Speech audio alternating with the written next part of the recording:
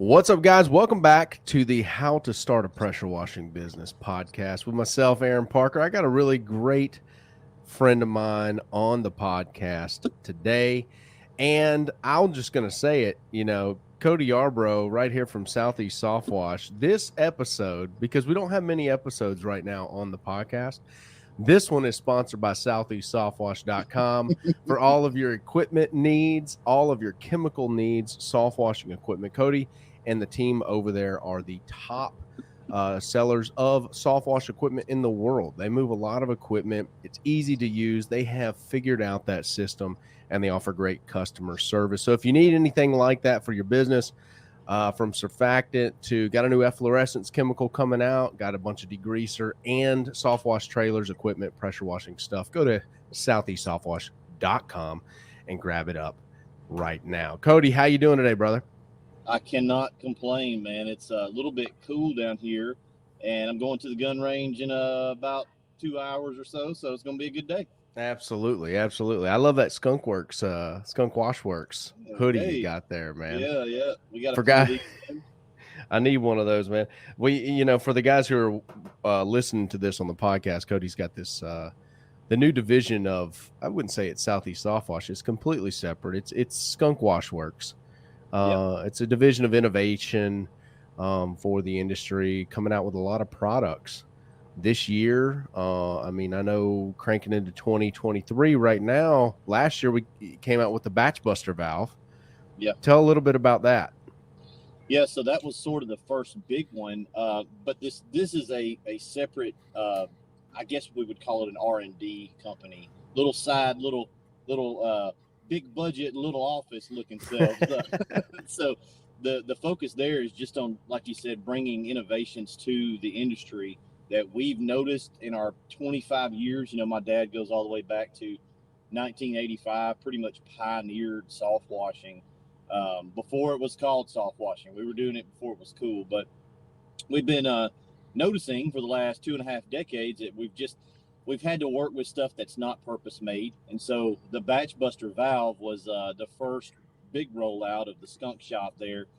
We do have some other cool things, but they're not super technical, like the tall reach tip and the titanium. That was really cool, but very simple product, right? So not a lot of research there. But coming up this year, we're going to be rolling out some even cooler stuff. Hopefully at least one or two projects that'll be out for the industry. So we're trying to get us out of going over to the farm and grabbing some stuff and going over to the pest control world and grabbing some stuff. We want our own purpose-made gear and equipment because it is a demanding industry, Aaron, with the chems and stuff like that we use. We really do need purpose-made equipment. And so that's what we're all about doing with the skunk division of the company.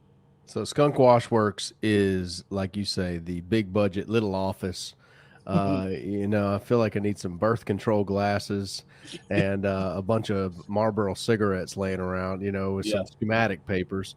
Absolutely. So talk for the guys who are just now figuring out about the Batch Buster valve. What is a metering valve? Why should anyone care what the Batch Buster valve is and what it does, right? Because some new guys, man, I remember when I first got started in pressure washing, someone said downstreaming to me, and it sounded like a foreign term. I had never heard that vocabulary. And so I want to distill it down to the simple stuff. Why does a guy need a metering valve in his soft wash business at all? Well, you don't need it to be successful. You can do what we call a batch mix system, and that's pretty much where everybody starts. That's what I did for years. I guess 2004, 5, 6, I was just out of high school. Just got married, and so doing it on the side as a weekend hustle, a batch system will definitely get it done. The limitation there is you've got one tank, so you're going to manually combine your water soap bleach to a specific ratio depending on what you're going to go clean, and you're stuck with that tank. So the next evolution is to a blendable system, so that requires 3 tanks. So now we're going to separate our water, bleach, and surfactant, our soap additive, into 3 sources. But now we got to be able to combine these 3 sources on the job site. Super efficient. There's nothing out there that will jump you efficiency wise quite like going from batching to blending. It's like a 20x efficiency gain on the day. So now you can do multiple jobs in a day, even some, big jobs, you're going to need 3 or 4 ratios per job. And what I found a lot of times in training literally thousands of guys is if they don't have a blendable system, they're either not able to do the job or they spray a way hotter mix than they need to spray just because that's all they can do to get the job done, which that just directly translates to killing plants, killing bushes, at the very minimum, wasting a ton of bleach. And so a blendable system is kind of where you really want to go to, like as soon as possible. It's a car, and batch mixing is a horse and a buggy, and the buggy's missing a wheel. That's kind of where you're at. And so when we make the leap into a blend system, and honestly, guys, most guys nowadays just start at a blend system. That's a good starting point because we've grown the industry and we've expanded these products to be more available. So whether you're growing into one or starting at one, you need to be able to combine these chemicals, right? So how do you do that? Well, fortunately, our electric pumps, they do create their own suction effect. So we've got our 3 tanks, we've got hoses, we've got plumbing, and in the middle of all that, we're going to build what we call a blend manifold, which is some check valves to prevent backflow issues. But the real main part of that is that metering capability. So we want to be able to adjust these ratios. So if you need a 1% mix on, say, vinyl siding, you just turn it to 1. If you're cleaning a roof, you may go up to 5 or 6% mix if it's really, really bad. So that metering valve, okay, this is a thing to know. It's not a regular PVC ball valve from Home Depot. You cannot meter with those really at all. There's guys that try it. It's really stupid because it's almost no point in even doing it. It's if you look at a CV chart, it's a coefficient of friction value chart. Your curve goes like this, whoop, and then it goes straight up on a regular ball valve because past about a third of the way, it's just flowing almost everything from that point on. So you really don't have any ability to control, right? It's like a gas pedal that only is you're in park or you're going 80 miles an hour. So we don't want that. We want to be able to finesse it depending on what we're doing on a house. Let's say you're doing a vinyl sided house and a roof on the same house. Well, you need 5% up there and 1.5 down here, because I guarantee you, if you spray 1 up there, it ain't going to clean it. You spray 5 down here, going to kill everything, catch an outlet on fire, stuff like that. So that's where the metering comes into play as far as the need for metering. But what we found with the skunk division and rolling out that valve is the valves that we were using were kind of crappy. Aaron, we've talked about this before. I don't know if we really mentioned it, but a GF valve, the George Fisher metering valve, it's a model 523. That's what everybody uses. They don't even meter at the number 20 on the dial. It's not even doing anything. It's not even on. We discovered that by mistake one night. You want to talk about that? Yeah, well, I mean, I think we've lived in the valve land for a solid 2 years. Like, I mean, I would wake up thinking about valves. Okay, so when you look at something and you study it that much, you start finding where it's good. What are the good things about it? What are the flaws? That's one of the big flaws with the George Fisher. One of is that it doesn't even turn on till the 20-degree mark. Right. 20 degrees, it's not even on yet. So it's completely off. So if you thought you were giving surfactant, I just need a little bit, you actually have no surfactant in the line at 20 degrees. You have to go beyond that to start even getting flow of any sort. So that was one of a big thing that I think a lot of guys don't understand. And also, I think that the George Fisher is kind of like a valve for ants. It was what we had. It's small. It's a 1/2-inch situation. And what we're noticing now with the Batch Buster and some of the improvements that we've even done with the Batch Buster very quickly with the Super V-Ball, right, that these pumps actually have been being restricted for forever, 25 years, and we just didn't know it. 15 years, yes, since people kind of started blending. Now it doesn't really manifest much on a 12-volt situation, but it is there. There's a lot of restriction in that valve because when you kill we'll have guys in our tech support tickets and they'll say, "Hey, my rig's only spraying, 37 feet. And I thought you guys said 50. And we're like, yes, it is 50 if all 3 lines are open, because that's the only way we can test the system is it's by just like take all the variables out, right? So when they drop off bleach and soap, or maybe they're on a 1% bleach, a low bleach setting, and a low soap setting, just because of the nature of the 1/2-inch valve, it does work for a 12 volt, but even on a 12 volt, it's almost not quite enough flow. But that really starts showing when you get past into any bigger pumping systems. It's a big problem. Yeah, we're just now having guys reach out and who are using gas systems, booster systems, and they're using the Super V ball, and they're like, "Holy crap, man! Like I have another 10 foot on my gas system of reach."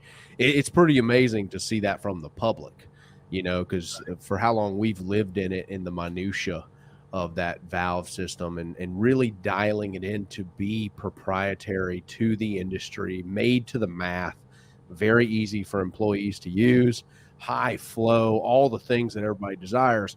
It's really cool to start getting that back from guys who use pumps that we don't even use. Right. And that's really awesome. So Yep, it's very cool to see, and taking something from an idea over 2 years ago and refining it. And when you launch something like that, that's a multi-million-dollar project, you're kind of crossing your fingers and hoping that everybody kind of sees the value, and that's why we kind of have to keep reiterating it, because a lot of that stuff is just baked into the valve, and so it's very cool. Lot of technician friendliness made into it. It can also accept an actuator, so that's cool. Just a lot of stuff and that Super V ball is huge. That's a huge thing. On anything getting around 10 gallons a minute or past that, that's what you're going to want to have, because there's like 50% more flow, which your pump needs the liquid on the incoming side to be able to compress that liquid and send it out on the pressure side. So if you're restricting it, that's one of the things that kills pumps. Pump longevity is restriction on a pump is not a good thing. It's not a good. You're going to know it immediately because you're not getting performance. You're going to know it down the road because your pump's probably going to die sooner than it would have, because you weren't providing it what it wanted the whole time to be able to do its job. absolutely. And so that's the skunk team. We've got a bunch of things in the works. I say it's really, frankly, it's we. Aaron just tries to be humble, guys. Aaron, if people knew what Aaron does, they could not hold. They couldn't stand it. It'd be like putting an infinity stone in their hand. They just fall down. So. I just don't know how to tell everybody, without sounding like an asshole, frankly. Yeah. He puts a lot of that back on me because everybody expects it from me at Southeast. But guys, I'll just say it. Aaron really did it's a probably 60-40 situation with the valve development. He kind of tipped the spear on that one because I'm so busy here in the shop. And we put our heads together for over 2 years, but some of the things we've got coming up next is sort of the other way around. They're sort of, I'm kind of pushing that, and then me and Aaron get together. So it's a great partnership. We could do a whole episode on picking the right partners, right? Like why that stuff matters, because you'll see things I won't see. I see things you won't see. That's why it's a good team. Man, a lot of that math stuff, a lot of that in-field, like performance-based stuff, you've just been in it for so long. And I'm like, this doesn't make sense, but tell me why it doesn't make sense. And sometimes you're like, actually, that doesn't make sense. We should do something about that. And sometimes you're like, well, this is why that is the way it is, and this is what you're going to deal with. So it is good. I would say, when it comes to partnerships, having someone who is who's very smart, but yet completely kind of out of that loop, who's out of the minutia of it all, can be one of your biggest assets. I think it's like they're not already in the propaganda, and they don't have the limitations that an industry or a hierarchy of humans has placed on you, right? Like people say, well, hey man, the 4-minute mile is impossible. You can't run it. And everybody's running the 6-minute mile. And a dude's over here like, hold on, dude, just restructure this track a little bit. Well, why don't you just restructure this and do this? And they're like, well, damn, like it is possible. Some of the stuff that we've worked on with the valve, and even some of the future projects, we've got a team of guys working on this stuff. It's not just us. We're running the show, but we've brought in experts in engineering, experts in chemical flow, experts in hydraulics, right, electronics and things like that. So it is beneficial because we're so in the industry that there'll be something right in front of our face that even we can't see. It's like, oh, and then that winds up being one of the coolest features of the product. So the thing there is that guy that doesn't know anything, he doesn't know if that's a great idea or a flop, but we can vet that. But they'll have some ideas there that that we wouldn't have ever even thought about, which is pretty crazy. The biggest question I think everyone needs to ask about any portion of any industry that you're in is why. Why do we do it that way? Why do we do it that way? Why is marketing the way it is? Why do we reach our customers the way we reach them? Why is this valve the way it is? And why do we use this valve? Because George Fisher don't know the hell we are. Okay. Nope. George Fisher has factories in 7 countries. They make stuff for factories, shipping. Like, they build so much plastic that this little valve that everybody in the Softwash world had been using since the batch buster, they didn't know why they were selling so many. They were like, well, where is this? And it ain't a lot to them. They were selling, a certain amount a year, and then they would look at the numbers. They'd be like, well, I guess we're going to continue making them. And then sometimes they just quit making them. Right. That was also a problem. That was really initially one of the main factors that pushed us to do the valve first as our first big project with the skunk team, was because of availability. And I'm in the shop. I've got my skunk mobile. I got the Land Rover Defender in the shop. But just this year, so today's the 14th. We're 14 days into January. We've built 20 rigs. All right, that's a lot of valves, not counting website sales. We haven't had them on the website, but if we we would have sold, a bunch of valves. And so the industry is demanding more than these companies are even gonna produce, because we're not a blip on their radar. We're somewhere down the P&L, like on page 92. Oh, that model valve, we sold a bunch to some guy. Okay, anyway. And so we're always at, the next phone call we get is they're out of stock and they're going to be out of stock. And what do you do? So that's no longer a problem. We've got inventory that's made for us, and we're not struggling, to keep up with things. So a lot of good innovations there, a lot of problems solved, a lot of green check boxes clicked off. What type of, when we first started this adventure, here's the question I have is, how does a toe or 2 toes from South Alabama ordain themselves, have the gall, if you will, to invent something like that? Because this is contrary to everything we were brought up on. And I know a lot of the listeners, innovating in any way, like even starting their pressure washing business. I mean, think about that, right? There's guys who are taking flack from their wives out there for buying a pressure washing rig. Like, right. That is so minuscule on the level of flack compared to what we're dealing with. But we came from that, right? We know if we go all the way back in time, we've got buddies who can't even buy a gun without taking shit from somebody they know, right? And so what has to happen for one to get to that place where they have the confidence to just pull the trigger on innovations like this? Like, it's definitely a growth process. It is, and it's, it's kind of one of those things that's self-fulfilling prophecy, that if you are not man enough, we've got some girls, some ladies in the industry too, but if you don't have that backbone in you, it's a self-fulfilling thing where you'll never have that. It reiterates to you that you're not able.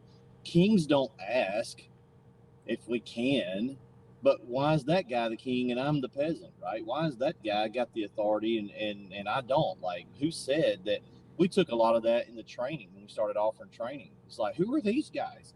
Like, well, honestly, I've been doing this longer than you have, you big old fat neck, skin tag looking self. But there's guys in the industry that have been training guys for years.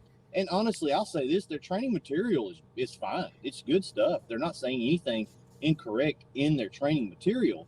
But they're really not happy with us because we've come in and shook the basket up, and we get a lot of eyeballs, and we get a lot of guys that resonate with us, and they take our training. But what we do have to back that up is expertise. I'm not just training people on something I don't know anything about. My dad invented roof cleaning. in 1985. Like, I'm sure there were some other guys playing around with it in the mid 80s, but no more than they can lay claim to inventing soft washing. You know, we've got the same ability basically because we from the factory level came out with roof cleaning and called it roof. That's what we called it. We called it low pressure roof cleaning. And there's, you know, a dozen guys out there that are considered industry leaders, and we just, for whatever reason, said, you know what, I don't care what you call yourself, no more than they should care what we call ourselves. The question is what we're putting out a good product? Is the training solid? And at this point, you know, going into year 5, it's not even a question. We've got guys doing multi-million dollars, buying their 3rd and 4th rig. You know, I won't even be questioned. I will not even allow myself to be questioned. I will not be questioned. But the fact that the reason I can say that, and it sounds arrogant if you don't understand it, is I don't involve myself in things that I know I'm not an expert in. I won't put my name out there if I'm not an expert in the field. So yes, within these fields, I do toot my own horn pretty loud, but I don't go to fields that I don't know anything about and toot my horn at all. So here in these 2 or 3 things that I'm an expert in, you've got to be able to, if you're not going to say that, if you're not going to plant your flag in the ground, who's going to do it for you? Why did America say, hey, we're going to go to the moon? Why did Kennedy do that? Because he knew they could. And they did, right? Whether or not you believe they did or not, but we're just ballsy enough to say it. And I think that's kind of how you've got to be no matter what the scale is. We're talking about the valve. We're talking about building 400 rigs a year, shipping them all over the world, doing multi-millions of dollars in business. Maybe you're just starting off with you got to buy a pressure washer and convince your old lady that you can do this thing. If you don't take a leap at some point, you're never going to move the needle. And when you start writing those checks and betting on yourself and you win, it's easier to do it the next time. And you win, it's easier to do it the next time. And now you've got a track record. So if I go to Emily right now, my wife, and I say, hey, we're going to sell the house and we're going to build and we're going to buy this other building and we're going to put another company over there. She says, okay, because I've got a track record of success. Now, you can't do any of the things we're talking about if you're not going to be successful. You can't, and Aaron, speak to this, please, because we see so many guys that they have the ability, but they don't burn the bridges behind them. They don't burn the ships when they hit the shore. And then they want to blame everything else, but it's really just a commitment issue on your part, that you've got to be successful. There's got to be no going back. I'm going to be successful. And you've got to build that track record. But in the early days, I think it's very important to burn the bridges. I think a man has to be willing to lose in order to burn the bridges, right? Like I'm willing for her to divorce me. I'm willing for her to pack her shit. You know what I mean? Like that's how you gotta be. This starts going against like everything, you know, Southern culture, right? You mean you willing to lose your wife? Yes, to better my family, because I don't trust her with the helm. And if you do trust her with the helm, she's gonna resent you for it. Okay, it's not facts. What they want. That She'll run the thing aground, and it's your fault. It's your fault you let her drive. Okay, and that's what she thinks. She's like, "Well, it's your fault. You shouldn't have let me drive," and it is your fault. So that's, you know, we're talking about some masculinity points here when it comes to guys chasing their dreams, and we have a lot of guys in the industry, and even the girls resonate with what we're saying. Like Ashley, some of these girls who are in the groups, like she's like, "Hell yeah!" Like that's exactly what it has to be. But you have to take the reins from anyone who is in your life who you perceive has them. And you have to ordain yourself. These are my reins now. I'm running my life. I'm buying this pressure washer. I'm buying this rig. I'm going to go make 6 figures a year. I'm going to take home 6 figures a year with this rig. And you say, well, how do you know? How do you know? Well, I will tell you guys, we've trained so many people that the guys who take the reins like that and ordain themselves as the leader in their market, you know what happens oddly? They become the leader in the market. Isn't that weird? It's like Muhammad Ali saying, I'm the greatest. He just keeps saying it over and over. You know, there was a time when Muhammad Ali was 19 years old, 18 years old, 17 years old. He was saying I was the greatest. So the funny thing, he wasn't at that time. He was just saying it. He was saying it.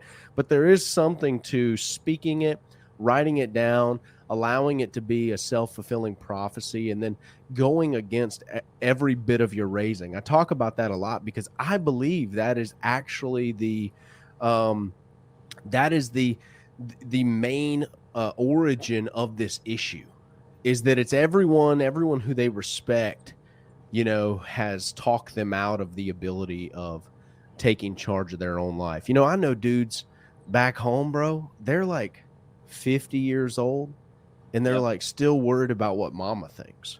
that's right. Well, mama, my parents, it's like, look, I love you, mama. Cool. To hell with you, mama. Okay. Like, you got to take your own life. You got to take charge of your own situation. And your mom's going to love you if you win, and she's going to love you if you lose. The truth is, she's going to do that. But you have to take charge of your own life, take charge of your own success. Why are we listening to people who are not where we want to be? It's like, I got uncles that are the same way that you talk about in a lot of your videos. It's like that broke uncle mentality. Hey, what you just need to do, boy. And like, no, wait a minute. You're not anywhere close to where I want to be. I was thinking I watched the movie the other night with my boys, Lamborghini Ferrari movie. It was not a good movie. It's pretty recent. It just came out. I didn't enjoy it. I was kind of looking for more of that Ford versus Ferrari. I love that movie. Yeah. But the story of Lamborghini and Ferrari, I do like that a lot. And that's what he did. He went and built a supercar company, and he bet on himself. But it was a calculated thing. He didn't just wake up one day and say, I'm going to build Lamborghinis. He was already successful as a tractor guy, and he was very successful. And so he knew that he could probably shake out okay, and he was honestly probably surprised with the success, of Lamborghini. So we're not telling you guys to instantly jump in and gamble your whole life on pressure washing.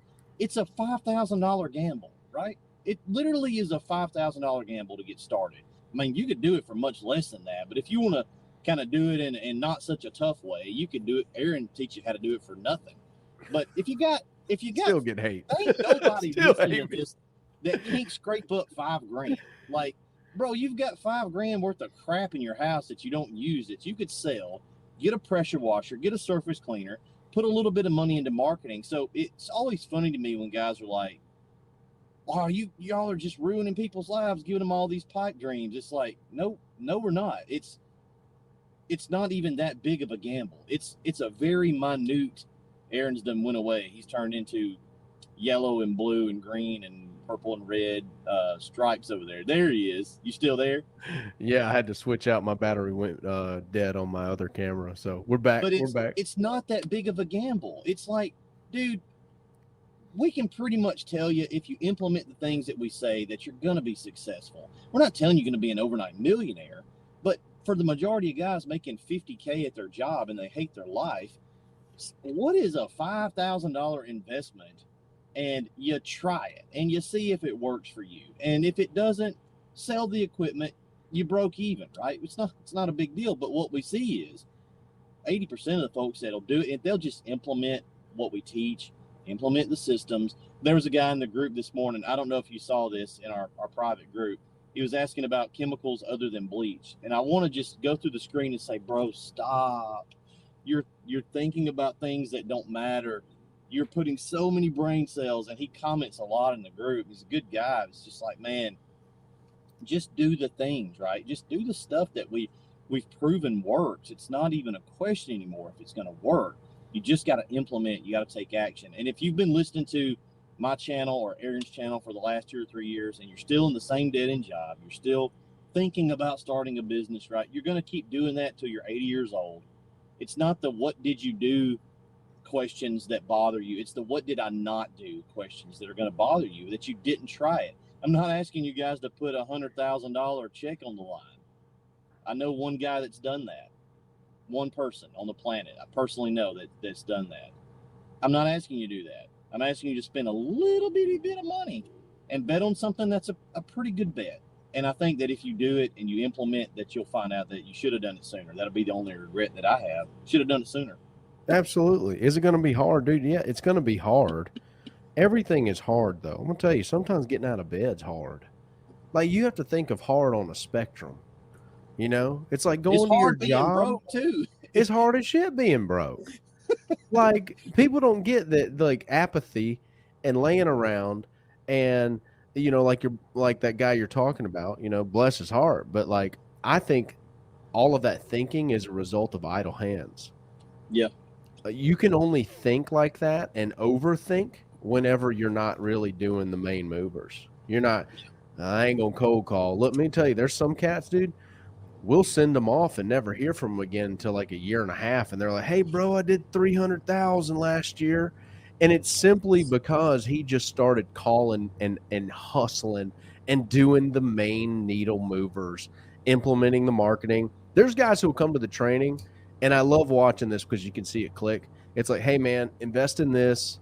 It's going to turn way more than you invest in it, like a footbridge site, right? I'm like, invest in this, $200 a month. He goes, bet. He writes it down. The next month, he's like, all this is done. This is going to, and you're like, dude, I gave you a 10 checklist thing and you did all of them. Yeah. Like, I already know you're going to be successful. Those guys don't even question. That's the beauty. I really think that is. It's like guys like Starkey, some of these cats, early on, they've watched our channel, they've taken the course, and they just did what we said, and by God, they're successful. Now, obviously, they did the work. They went out and secured the job, and they closed. But here's the thing. The roadmap has been laid. That's the beauty. When you have a track record like that, it's real hard to kind of go against it at the end of the day. I mean, it's only growing. It reminds me so much. I love the show, Bar Rescue, John Tafford. Oh, yeah. It's a great show. But the dude is like, there's no question that this guy probably has forgotten more about that industry than most people ever know. But yet he'll go on the show, and a recurring theme is the dude in the failing bar is questioning John Tafford. He's like, no, I'm John Tafford, lad. Maybe you didn't know. Get the watch and the suit and the jacket and the hair's that's me. I'm John Tafford. He's like, and at the end of the show, they show him actually implementing what he's telling them to do. It'd be like they're just in love with this logo or something stupid. And he's like, no, we're going to change all that, because he's about making money and they're about their logo. Who gives a flip about the logo? I'm trying to make some millions, dog. And they're like, romantic about it. Yeah, romantic about things that they don't need to be romantic about. Like, we're just trying to dial in the money. Where's the money at? That's literally the only driving factor. And if you got a bunch of money and you're successful, then you can start being romantic about things because you can afford to be. But if you're failing, don't keep doing it your way. That's like a classic cognitive dissonance thing. It's you just, man, I'm going to keep doing it the same way. Well, dude, you're hitting icebergs. We're telling you there's a map right here that'll keep you off these icebergs, and if you'll just plug away that way, eventually you'll get to where you're trying to be. And how do we know? Because we've got like 1,000 ships across this channel. It's not just do the stuff that works. Don't do the things that don't work. Don't do that. It's a waste of time. It's like talking to the guy who runs the ferry and being like, you should take that route over there. He's like, bruh, I've been running this ferry for 20 years, and there is a channel straight across, and it cuts a little to the left. I dare you to go out across that with your idea, right? And he's like, no, I know the route. This is the route. I've beaten the path. I've chopped it down with a machete. Let me condense all of this information for you and give you the GPS. Okay. Right. Now you can just drive across. So I think that, it's a constant recurring theme. And this is what I found in personal development is, even for me, I can't hear something just once and get it. I have to be kind of beat over the head with it and think about it and mull on it and take action on it and still fail and then come back to it and get beat over the head with the same information. And then eventually I'm like, oh, it's like the whole there's no free lunch thing. I didn't understand that as a kid. I was like, there's no free lunch. No one explained it. They just said it. Yeah. What it means is when someone buys you lunch, they expect something from you. Yeah, it's like an economics lesson. Like it's an economics lesson in one line, But as a kid, you're like, "There's no free lunch." Well, I go to school and they give me free. It's free. No, the taxpayers are paying for that free. You know what I'm saying? So you have to kind of be beat over the head with the same stuff in order to get it. But Coty, I know you're going to run and you're going to go shoot some guns here in about 5 minutes. I want to thank you for coming on the podcast. This is one of the first episodes. Yeah. And thanks for coming on, talking about the innovations with Skunk Wash Works and Southeast Softwash and the Batch Buster valve. I'm excited to see what you guys, us, come up with next in the works. 2023 is going to be a good year. Everybody who's watching this, go ahead and subscribe to the podcast and find Coty's channel on YouTube. It's Southeast Softwash.